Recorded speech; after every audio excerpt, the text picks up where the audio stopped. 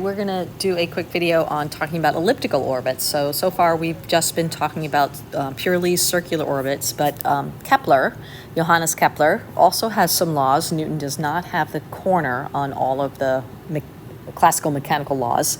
Johannes Kepler came up also with 3 laws. We'll mostly be dealing with Kepler's 3rd law, but his 1st law talks about orbits. And he basically had said that all orbits are actually elliptical in nature. So when we assume circular orbits, again, we're kind of entering that kind of baby physics. But conceptually, we do need to understand what's going on with elliptical orbits in that. So I have 2 cases here with a sun being the central object. So here's our central object in each of the orbits, and they start out as initially circular orbits. So I'm going to add in a satellite right here, location here, and I'll call this the mass of the satellite right here.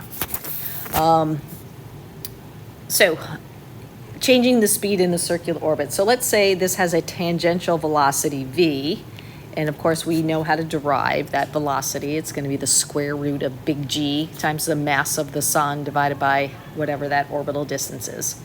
So if this moment here, I had a rocket that was in an orbit and I applied some kind of thrust force here in the same direction that I was moving, that's going to speed up my velocity vector, right? It's going to make it a little bit bigger in magnitude. So what happens there if we think about circular motion and I'm going too fast, where that force of gravity is also acting on it and acting like perpendicular? Let me draw a force of gravity here, acting perpendicular. Okay, and if I go too fast, then it's going to go beyond that circular path, right? The force of gravity isn't enough to keep it in that perfect circular. So what happens is this goes outside the path, but I still have the force of gravity acting on it. It's not like a coin slipping off a disc where that static frictional force disappears because it's fallen off the disc. It just goes beyond the circle and it starts to orbit around. But as it gets further away, the force of gravity is still acting on it and causing it to slow down until it gets to this kind of furthest extent. And then it actually starts to speed up as it's pulled back towards the sun. And I'm kind of drawing in that orbit. I'm trying to draw a perfect ellipse. So Kepler's law says that all orbits are actually elliptical in nature with the central object or the sun at one of the foci. So of the ellipse here. So not too much force, too much speed in order for that force of gravity to be sufficient to keep it in perfect circular motion. So it goes outside the circle, force of gravity continues to act on it as it moves around this circle, and then once it hits kind of its furthest point away, it'll start to turn around and start to fall back towards the planet. So you have this nice elliptical orbit as it kind of moves around the planet. So those are some of the kind of the features of what if I had it going too fast. Second case that we could have, I'm going to switch colors again. Again, starts out with the same velocity, tangent to the path. We have a satellite at some distance away. But let's say it puts on some reverse thrusters and causes the satellite to slow down. So this is much like spinning a vertical circle with the tennis ball, and I don't have enough velocity. It can't complete the loop. So it actually starts to fall in towards the planet.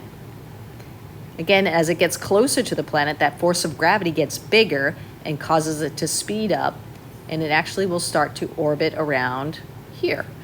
So again, we have slightly different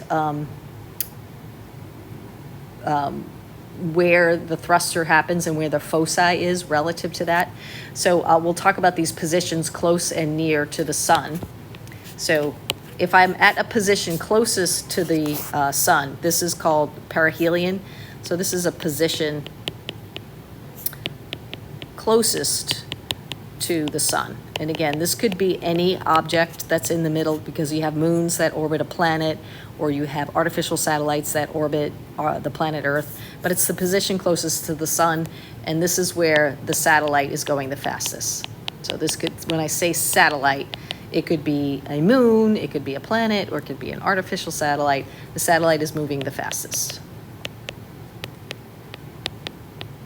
And that is called the perihelion. So peri meaning close, and helion is Latin for sun. or star. Aphelion is the position furthest from the central object. I can't spell object.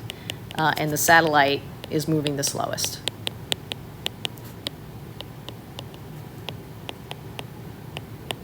So looking at my diagrams up here, for this diagram, this would be the aphelion, and this position here would be the perihelion, because that's closest and that's when it's going fastest. And then for this diagram, this would be the aphelion. And over here, this would be the perihelion position. Again, just kind of knowing that position and what's going on. Everywhere in the middle, I'm going to just switch to a different color. If we had the satellite right here, again, I'm still going to have that force of gravity. I'm going to have tangent to the circle would be my velocity vector.